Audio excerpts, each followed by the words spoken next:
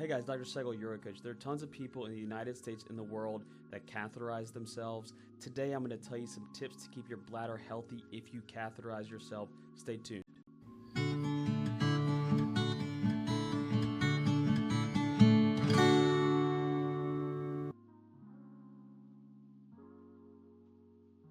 Hey guys, Dr. Segel, UroCoach. So the question is, I catheterize myself. How can I keep my bladder as healthy as possible? But please first like, subscribe, comment. We want to hear what you guys want us to talk about. So this is part 2 of tips to keep your bladder healthy if you catheterize yourself. We're going to pick up right where we left off. If you haven't already, check out our first video. Okay, the next point I want to make is that, remember, when you catheterize yourself, it's causing a little bit of inflammation in the lower urinary tract. So you might have some discomfort down there, just kind of a chronic ache. And when you have that symptom, the last thing that you want to do is consume foods or bladder irritants that make those symptoms worse. So I'm going to go through a list of common bladder irritants, and you should avoid these so you can decrease the symptoms associated with discomfort down there when you catheterize. So some of these include caffeine, alcohol, spicy foods, acidic foods, artificial sweeteners, high sugar foods. Now, when I list all those things, you say, Doc, you're trying to take away everything that I like in my life. Oh yeah, and by the way, smoking is really irritating to the lining of the bladder, and carbonated beverages. But what I usually tell people is that, listen, you don't have to quit all of those things. If you feel discomfort in the pelvis when you catheterize, you can start doing an elimination diet, meaning if you think about the things that I just mentioned, start eliminating them one by one.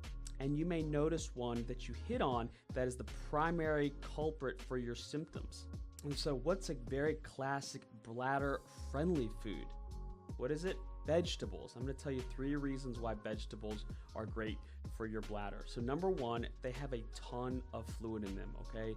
If you take lettuce, 90% of it is water. Almost all vegetables have greater than 50% water in them. So just by eating vegetables, you're increasing your hydration. And we talked about the importance of hydration a few minutes ago.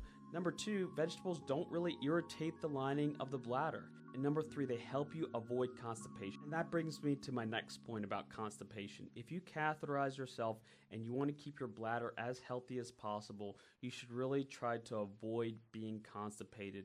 And there are 2 major reasons why, okay? So first of all, imagine the rectum sits right behind the bladder. And if you have a bunch of stool in there, that's going to push on the bladder. When it pushes on the bladder, it decreases the capacity of the bladder, which is the opposite of what we want. The other reason why constipation is important is that the stool that sits in the rectum can push against the bladder, and when it pushes against the bladder, it can make a couple of pockets of urine, making it more difficult to catheterize. Look at this schematic and I'll explain to you what I'm talking about. Okay guys, when you look at this schematic, the rectum sits right behind the bladder. Bladder's here, rectum is here, where these arrows are pointing to. So if there's too much stool in the rectum, right, I'm going to draw the stool as red here, it starts to actually push into the bladder. Not go directly into the bladder, but push into it. So you can imagine if you're trying to catheterize through this little urethra on the bottom part of the bladder and there's stool that's changing the shape of the bladder, it's going to be harder to get urine out because there are pockets of urine that are difficult to access with the catheter itself. So another important thing to keep your lower urinary tract healthy is when you catheterize your bladder, you want to drain the urine out, and as you catheterize, you want to pull the catheter out a little bit more slowly. Why? Because you're going to drain an extra pocket of urine similar to the schematic that I just showed you about as you pull it out. So you wait for that second charge of urine. Again, because we want to keep your bladder as healthy as possible by keeping it as empty as possible when you catheterize. Also, people ask us oftentimes if we have a catheter company that we like. We really like 180 Medical because they're very responsive, their representatives are extremely knowledgeable, and they have a huge breadth of different types of catheters that you can choose to see what's perfect for you. Anyway guys, I hope that's helpful to you in giving you some tips on how to keep your bladder and lower urinary tract healthy when you catheterize. You guys are doing a great job by catheterizing. I know it's not an easy thing to do. Please like, subscribe, comment. We certainly appreciate your time. Best of luck to you.